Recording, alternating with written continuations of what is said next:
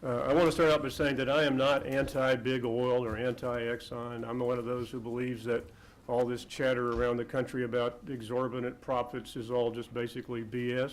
If these companies are not making big dollars, they're not going to reinvest. They're not going to do the exploration, the expensive exploration and production. They're not going to drill those 20,000-foot wells in the deep Gulf of Mexico. The Permanent School Fund is going to suffer. The Permanent University Fund is going to suffer. And the state of Texas is going to suffer.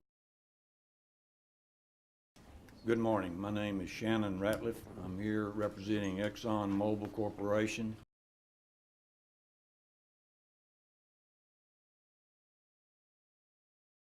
And I'm reading from the Court of Appeals case, Corpus Christi Court of Appeals said, Exxon made material representations on its W3 reports regarding many of the wells at issue in this proceeding. That's a quote from the Corpus Christi Court of Appeals. Additionally, on March 27, 2009 of this year, Justice Dale Wainwright, in his opinion, wrote, quote, Exxon's internal records differed substantially from the Railroad Commission's filings regarding the plugging of the wells in the O'Connor lease. There has never been a finding by anyone at the trial court, the Court of Appeals, or the Supreme Court that anything about Exxon Mobil's W3s were false. No jury, no judge has found that Exxon Mobil filed false W3s or that Exxon sabotaged any well. This is the Court of Appeals opinion. Tubing, refuse, and junk in some of the well bores. Emerald also discovered cut casing, unidentified plugs, or plugs located at intervals differing from those identified in the Form W3s and other obstructions in the wells. Various wells contained tank bottoms or other environmental contaminants.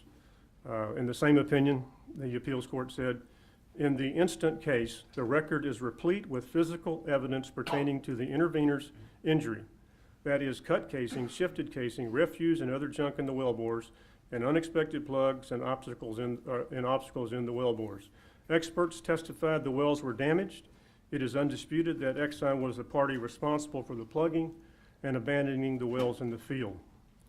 In the same Court of Appeals opinion, it was stated, based on our review of the record evidence, numerous items were discovered in the well bores, including wrenches, drilling bits, a packer, nuts, bolts, tubing, pieces of pipe, and assorted non-drillable junk.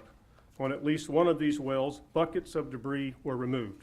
On others, non-drillable materials in the wellbore prevented or hampered re-entry.